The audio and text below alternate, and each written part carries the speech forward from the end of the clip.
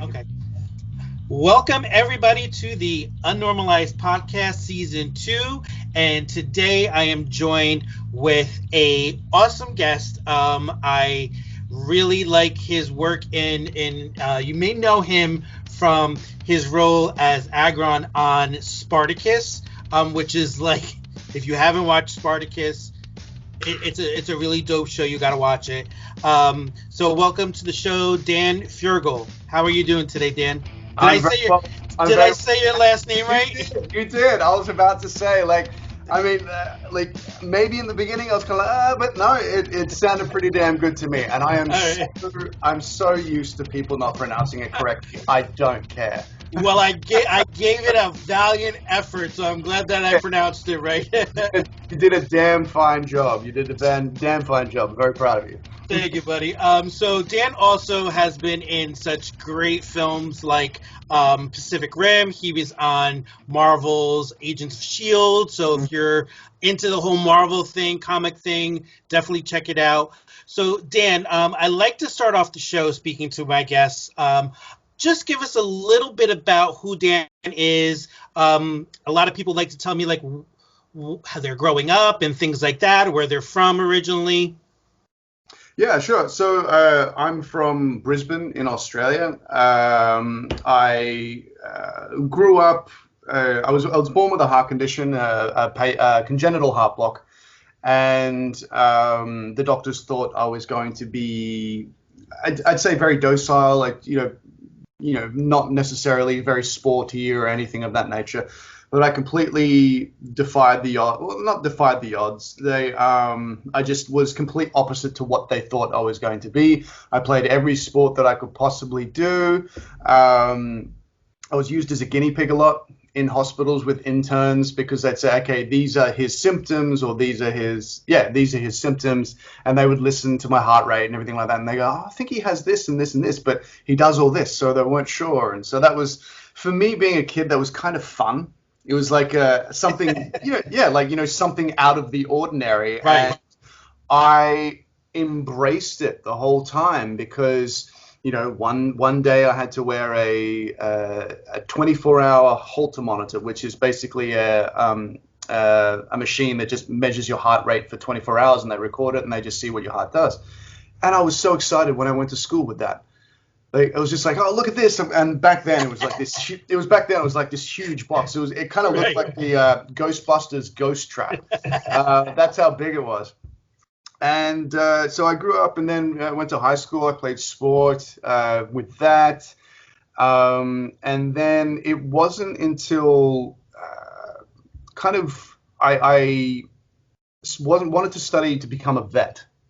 So I went to college and in Brisbane, at QUT in Brisbane, and I had to do like a one course to kind of get me enough points to move on to being a vet. But the whole time I was just I was drinking and enjoying myself and all that sort of stuff, and I realized it wasn't what I wanted to do.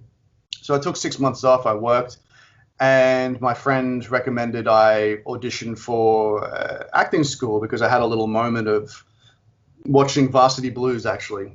I was with my friends and we were watching Varsity Blues, and I just had this kind of innate feeling of like, oh my God, that's kind of what I want to do. That's what I want to do. And I had this feeling of just being on set and just enjoying it and watching it and being proud of what I did. And so that's when I spoke to my friend. He recommended the acting school.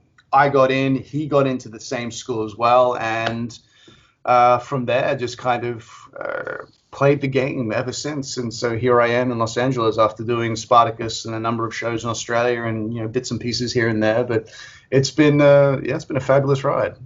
That is such an awesome story. I can kind of relate to some of the earlier stuff that you were talking about.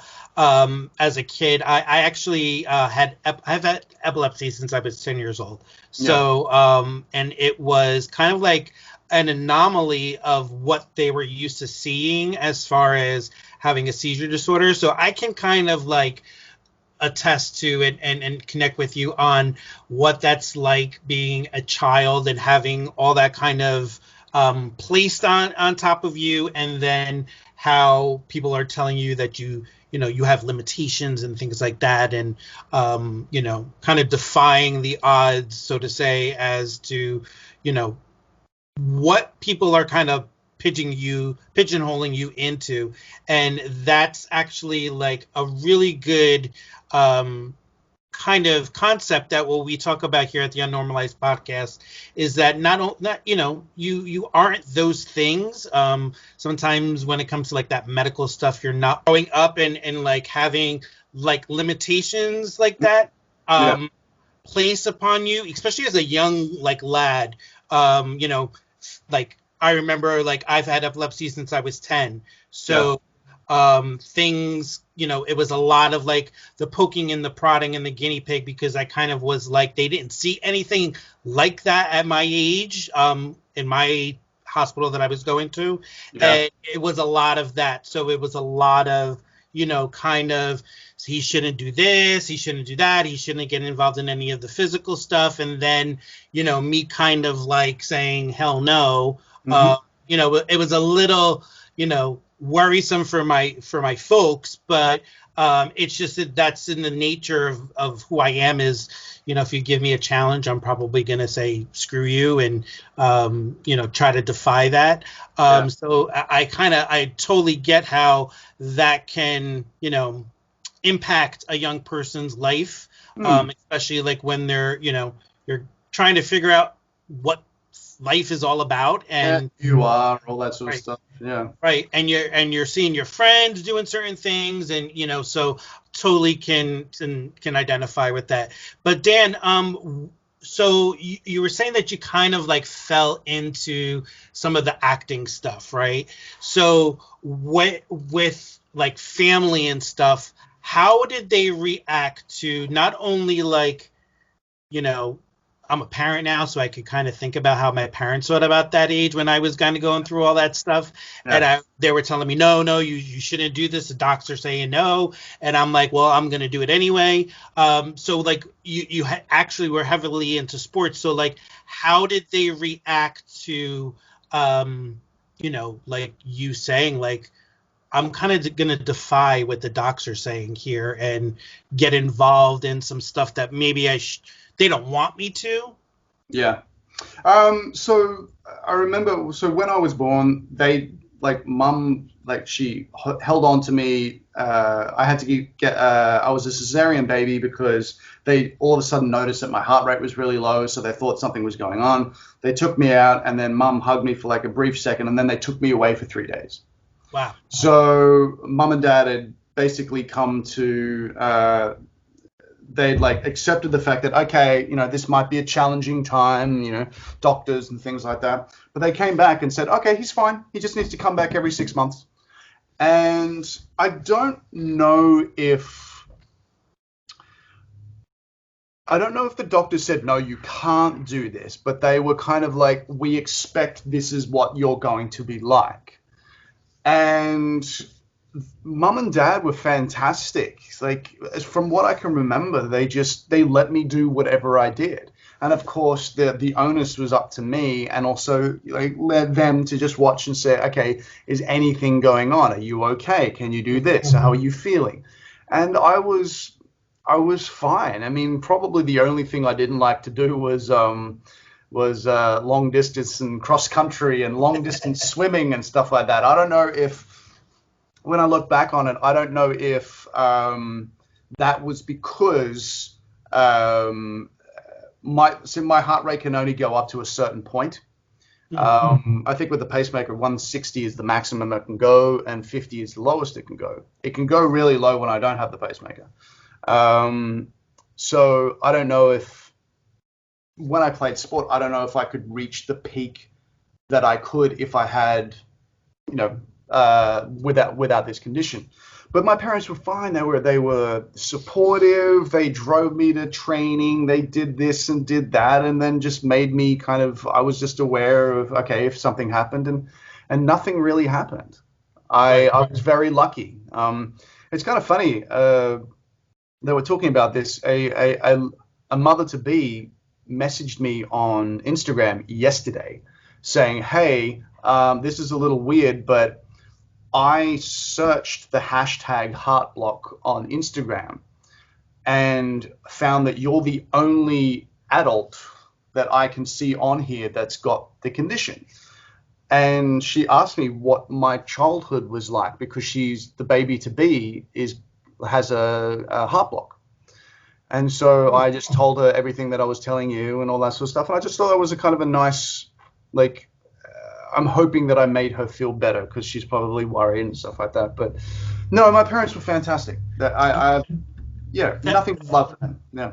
And that's so amazing about, like, people have their own opinions about, like, social media and all that kind of stuff. Yeah. But this is stuff like where people can reach out to and make a connection with people that have like experiences or something, like she's going to possibly, travel down that path. Yeah. And to see that, it's reassuring to a parent that, somebody is, maybe has the same type of situation going on, whether it be like mental health or physical health or whatever, yeah, but can still lead a very fruitful and productive life. I mean, science is fantastic. So right. Like, I'm in and out in an hour. Well, not in and out in an hour, but the operation is an hour, and then I'm out that day.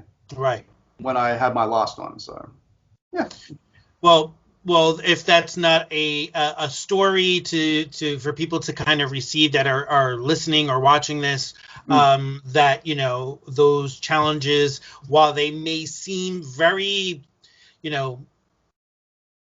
daunting, that there's always a, like, workaround to being able to kind of keep things going and keep things, having that life experience.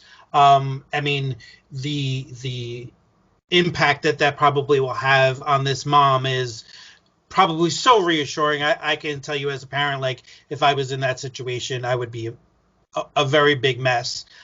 So to have that reassurance from somebody on your platform is awesome. So I'm glad that you were able to connect with her and kind of share her experiences. I'm glad that I saw the message, because say, for example, if I had like 20 million followers, the message probably would have got lost in the mass of stuff. But I'm glad I saw it. I must have just looked at the right time, and I was more than happy to shout out and to help. So it was really nice. Sometimes we're placed in the right place at the right time. I think we're always placed in the right place at the right time for where you're supposed to be. I'm a big believer in that. I'm glad that I was able to help that lady. Yeah. Awesome.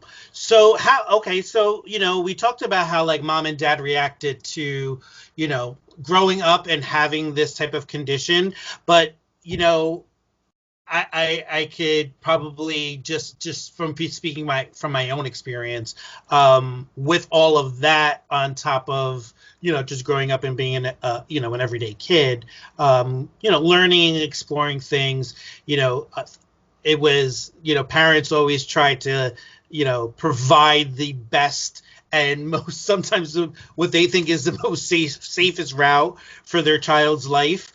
So how are your parents when you told them that, like, you kind of wanted to move from being like a vet into, like, the whole acting thing? I'm so lucky to have really just supportive parents. They were like, go for it, like, have fun, and they're so proud of what I've achieved. I mean, during the dark times, of course, my dad's like, you should probably think about getting a second job or something like that. Like, that's dad. Right. But no, they were completely supportive. And I think when I found out that I got into the acting school, the head of the acting school contacted home, back when they would call the home on the landline, and left a message with my mother. And I think my mother was more excited than I was to hear the news. Like, I was like, oh, and she's like, oh my God, Dan, guess what? Blah, blah, blah, blah. And yeah, they've been nothing but supportive. They ride the highs with me and they ride the lows with me. And of course, mum and dad don't want to see my lows, because they feel it too. So, but it's been a magnificent journey, and I'm very, very excited for the future. So, Dan, so talk to me about how that kind of played out. So, what was like your big break into like kind of saying to yourself, like, I'm at this crossroads. I want to be a vet. Now I'm getting into this acting thing. Sometimes we have experiences that we need to like, that kind of give us like reassurance that we're on the right path. And some of these leaps of faith that we're kind of like, yes. Yeah. So now the universe is giving me a message. So what was like your first big, kind of experience where you said, yeah, this is not just going to be like something like I'm pursuing, but something that I want to pursue like as a career? So the way I can describe it, how they say like sometimes the universe works in your favor and things just seem to happen so easily, like you're just flowing down a river. I don't know if it was a combination of that, but also a combination of naivety, where I was like, all right, I'm going to do this. My friend said it's going to be really hard. They only picked 16 people to go into the class. And I was none the wiser. I knew nothing about the industry. And so I went in there with this open heart, this open mind. I hadn't been beaten down by anything. And I picked the audition scenes and I worked on them in the mirror. I knew nothing about acting, and I just kind of I loved movies for the longest time. And I would, when I was young, kind of like act movies out in my backyard and create movies in my mind in my backyard. And so I did all that. And also as well, I was confident with myself. I was training, and I felt like I was good looking and all this sort of stuff. So I just had this just confidence about me. And I think that helped me I wouldn't say breeze through, because I was nervous when I did it, but it just seemed to just flow and everything just went right. And when I got into acting class, it just felt right. And I kind of think when things like that happen, where it's kind of like, I understand that, sometimes you have to struggle to get through things, but just sometimes in life when things are like, wow, that was just so much fun and so exciting and it just all worked out for me, that's a sign of like, yeah, you're going in the right direction. And that period of time, every now and then, like if I'm feeling really low and beaten down by the industry or not, I go back to that time and just generate that I'd say naivety and that beautiful kind of how would you put it? Just going for it, not worrying about this, not worrying about that, just being free, having fun, going for it. And it works tremendously. And so that was the second moment that, yes, this is it. But also what I told you before, when I was watching Varsity Blues and the Foo Fighters song My Hero came on in one of the football sequences, and just the feeling I got. I think when you get a really good feeling, I think that's a really good indicator as well. And that's what I had when I was doing the auditions. And so just follow that feeling, I kind of feel like. I know it's cliche, follow your bliss and all that sort of stuff, but it just felt right. And it's what I wanted to do. Right. So, yeah, that's how I would see that. Right. And I think a lot of the time we stifle that voice that's telling us to do those things, because we're hearing messages about, like, from our family, from this person, from this entity, and we're it kind of almost muffles that inner voice. And yeah, I always tell people that I'm working with that that's that inner voice is telling you that for a reason, and we need to turn that whisper into like a cheering squad for ourselves, because that's what gives you the confidence to say, maybe I am destined for something that is off the beaten track, that is unconventional. And while I see everybody kind of going down that conventional path, there's something that is drawing me magnetically towards this other direction, and that maybe I should explore. And a lot of times people will find that, while that exploration can be really tough, trying to kind of like put all the pieces together to see, like, really, is this something that I should pursue? It's something that I love talking to people like yourself, because it's like a reassurance for people that may be on that path and at the crossroads and really, like, tipping their toes in the water, so to speak, about whether they should kind of explore this route that may or may not work, but it's worth pursuing. And I think that's a totally great message. And I don't think it is cliche that, to live in your bliss and all that. I think we kind of, especially nowadays, we are so, focused on safety and just doing things like mustering through it, that we kind of don't want to like make any waves when it comes to life. So no, I really don't think that is a cliche at all. I think it's something that we need to hear more from people like yourself. Yeah, I totally agree. I mean, you have a look at the most successful people out there. They all went, excuse me, they all went off the beaten path. They all had no idea how they were going to do it. And so they just had the vision in their mind. They followed that feeling. They would have run into this. They would have run into that. And I kind of see that as just the universe going, no, that's not the way you're supposed to do it. Go this way. And you just have to be attuned and aware of that. Like, as you said, your inner voice, or I like to call it like your soul is talking to you going, hey, no, go this way. No, that's not you want to do that. No, you don't want to do that. And it's also quite hard to become aware of that, because, when you grow up, you're taught this, you're taught that, you're shown this, you're shown that, you experience this, you experience that, and you're kind of none the wiser that you can acknowledge that everything you've experienced is like, okay, I can learn from that. That's wisdom. I don't have to be like held down and trapped by that. Because I know a lot of people, and I'm included, like I'm still working on like, things that have scarred me in the past, where I'm like, oh, I'm afraid to kind of step out. But I'm learning to kind of go, you know what? I acknowledge that. Let's go for it.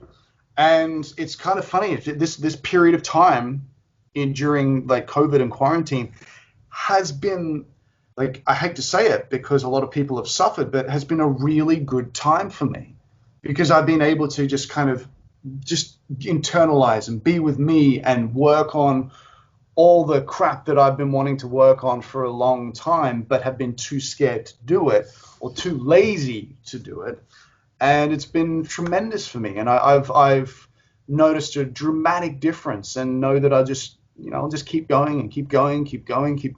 And I'm really excited. As I said, I'm really excited for the future. I'm really excited to see what I'm like in the future, because I'm slowly changing myself, and it's been marvelous. So, like, what I would say to people is, if you want something, like just say you put the image in your mind, and you're like, oh my God, I'd love that. Like, follow that feeling, and just know that, like, just baby steps, and go, okay, this and this, but just keep that feeling and that image in your mind, and just keep going and keep going, because the world's going to kick you down, and the world's going to say this, and the world's going to say that. But if you kind of like go, no, okay, and you just keep going and trust your soul, or your inner critic, or your inner voice, then you will be well on your way to obtaining what you want.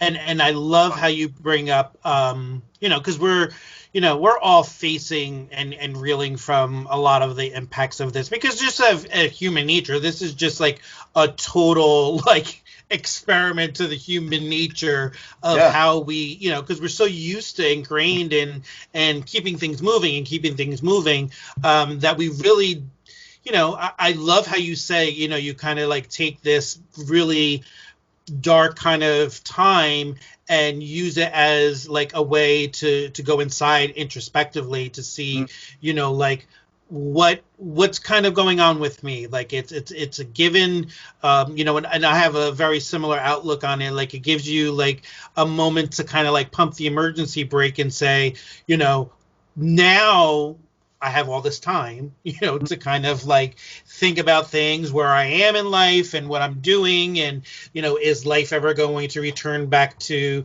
the way it was? Who knows? But if it doesn't, like, what's the game plan? Like, how am I going to manifest myself into, transitioning into this newer person? And part of that is going to be for a lot of people, which probably is very uncomfortable for people who have never had that type of experience, to kind of look inwardly and say, who am I? Where am I going with things? And how is life going to move forward? To take this as an opportunity. Yes, it is, sad for some folks, but it can be a blessing for many of us that are just moving and grooving kind of like through life, skating on like, skating away on like leaves on a stream, let's say, and just, kind of going through the motions. It's kind of really an interesting time for people, and to watch people, especially in my field, to watch people kind of like reel it in and really kind of think about things and who they are, and identifying with self, and maybe those voices that we were talking about, those introspective voices kind of telling you things now, they're in the forefront now. So it's like, I love that you're able to take this whole situation and kind of use it to its advantage. Yeah, no, absolutely. It made me think of this comedian. I think Bill Burr. Is that the comedian? Is it, I believe. Yeah, I've heard of.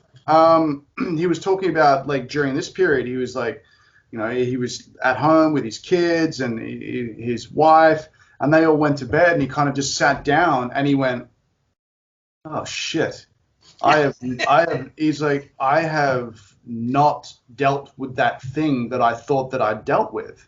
And it's also, I remember like Billy Joel saying the most loneliest time is after a concert, sitting in the hotel room just by yourself.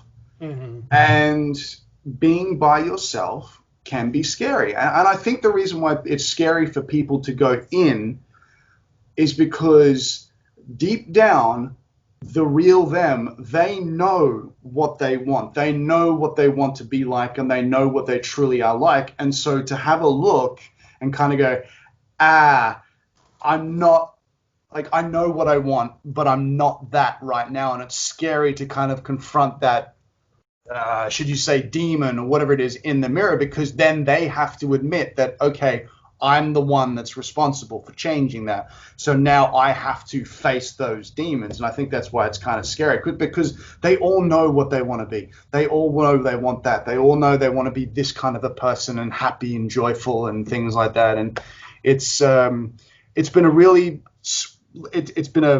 I'm very grateful for the time, but I'm also humbled and understand that it's a very difficult time for a lot of people. And I guess I am in a privileged position where I can kind of sit back and just go, okay, well, you know what? I'm just going to think about this and think about that. And I've been much more creative during this period of time. And I guess it just became like, I have to do something. Otherwise I'll go and, I'll run myself kind of insane. So it's been a really interesting period of time, shall I say. And I love things like all things like pop culture, movies and TV and music and all that kind of stuff. And, I often think, because I'm very connected to like the arts community. So I'm very much kind of always thinking about that whole world, because, you think about like the small stage, Broadway, movies, TVs, shows like, a lot of my favorite TV shows, everything's on hold and, because of production, they can't run it. Canceled. Right, or canceled, and so how are you, you talked about being creative during this time. What are some of the things that you're doing like that kind of keep things going, I think that's a good message to send to people is, even though it could be, especially in the industry, there's a lot of industries now that are impacted that we're looking at now as like essential workers that we probably never even thought of before. Yeah, no, that was one thing that I was thinking before is you were saying something about, we're just chugging along and being comfortable and kind of keeping things, within the system. And then when something like this happens, it just opens up, like pulls the Band-Aid off and just shows, whoa, we need to fix that. We need to fix that. We need to give these people more respect and things like that. And yeah, I very much agree. Like it's opened our eyes to a new shift in what we value as well.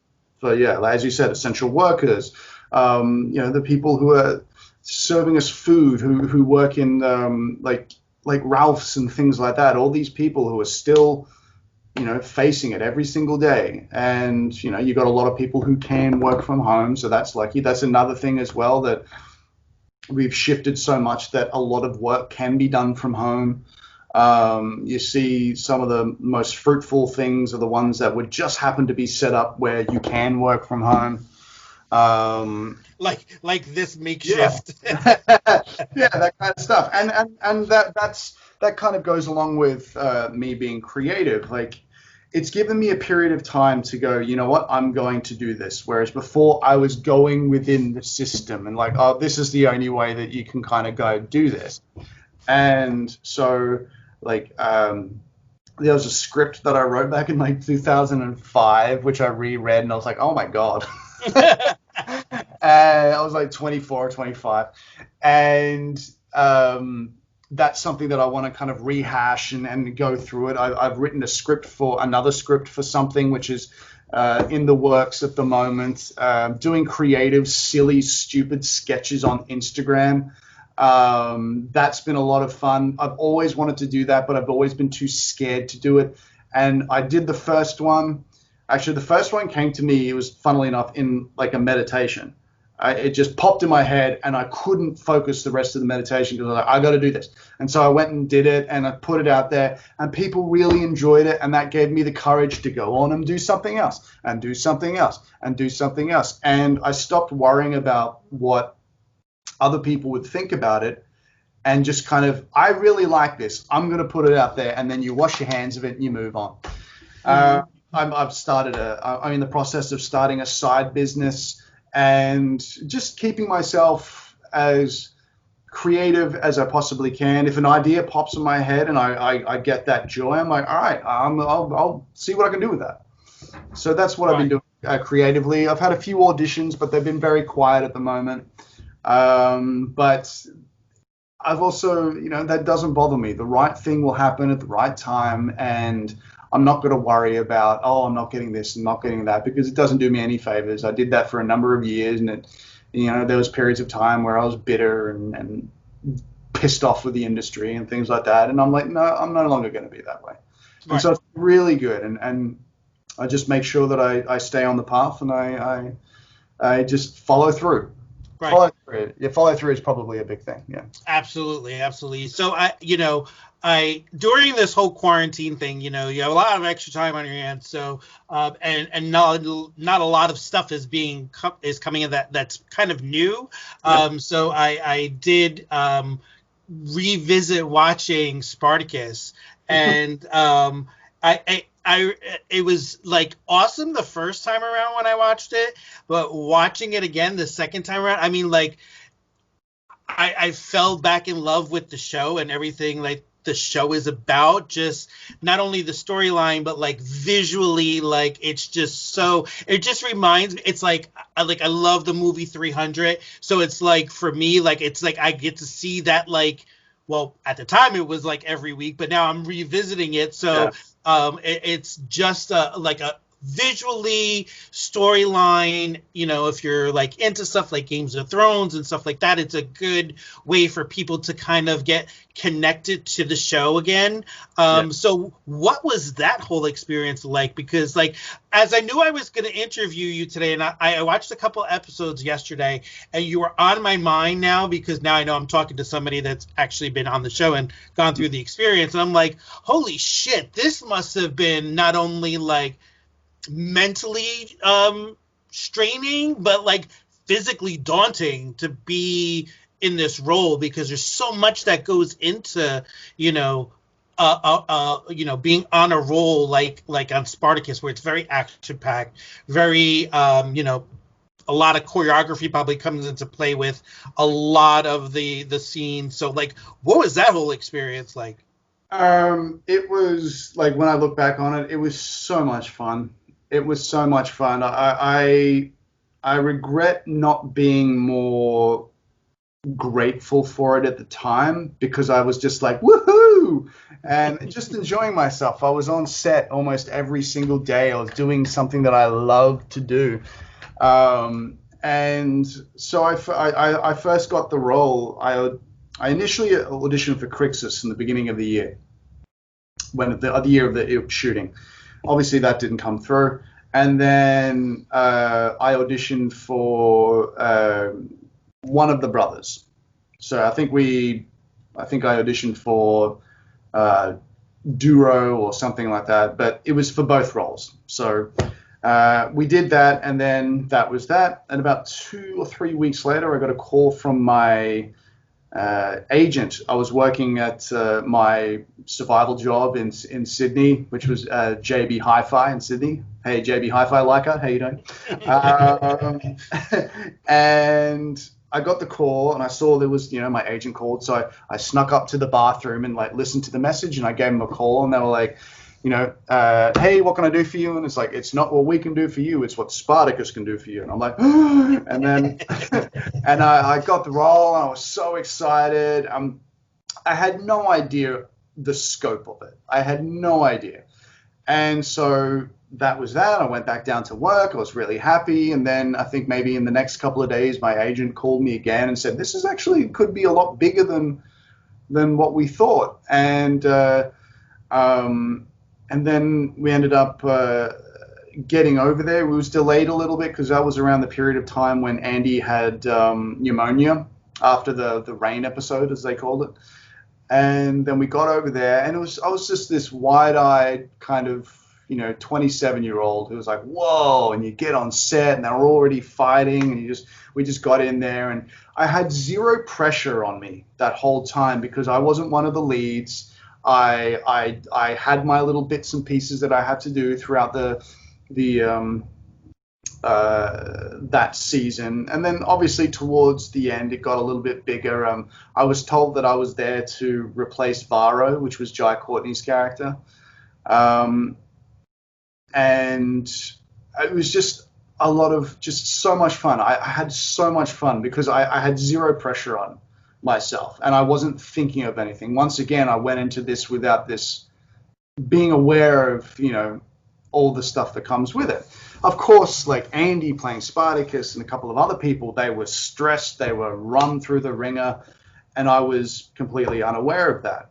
Well, not unaware, but for me, it didn't happen to me.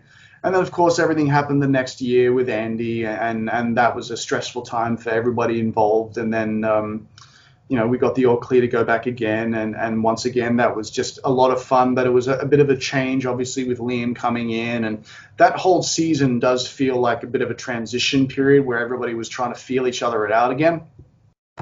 But I had so much fun. Obviously, Andy passed away in that year, so that was really, heartbreaking.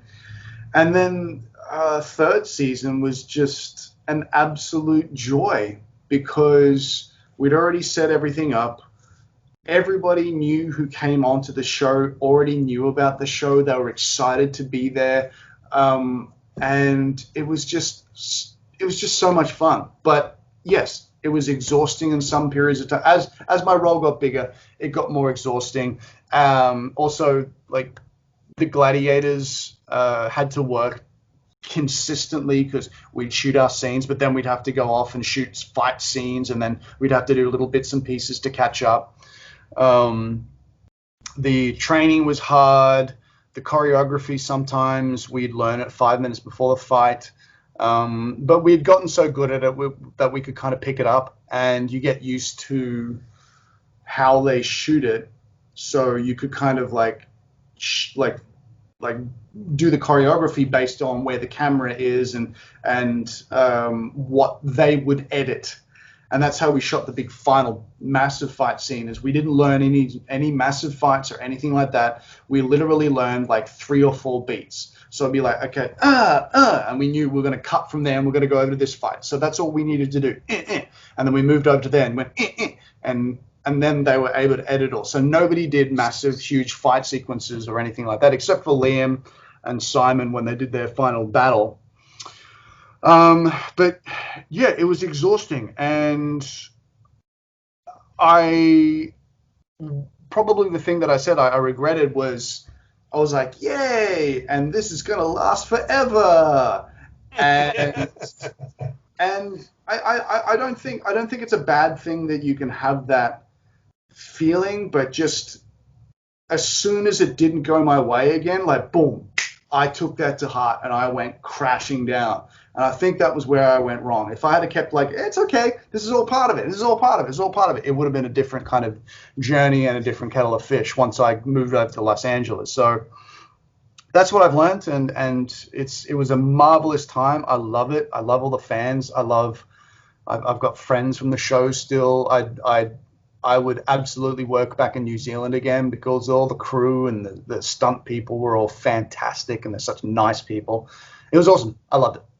Good period of my life. And it's such a great story because, being a fan of the show, like, people like to hear that the background of the story that's going on behind the scenes, and, losing, such a valuable person, and having to go through that transition of like, where do we go from here, and then hearing the camaraderie that kind of was built around that, because we, the viewers, a lot of people didn't know what was going on behind the scenes, in just from what we were hearing from the press. But as a viewer, I could tell you that my interest never wavered. There was never like, oh, season 2 doesn't feel right, or it was just, it just kept you into the show. And like I said, I revisited this quarantine, like probably like the last 2 weeks. I've been watching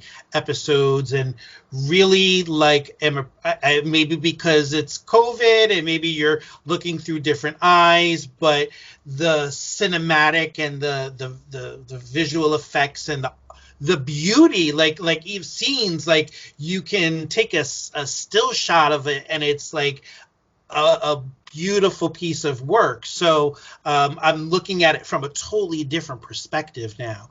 And I'm hoping that people will connect back to the show, because it's just one of my favorites. I'm an action guy. I like all that kind of stuff. So it's a great show.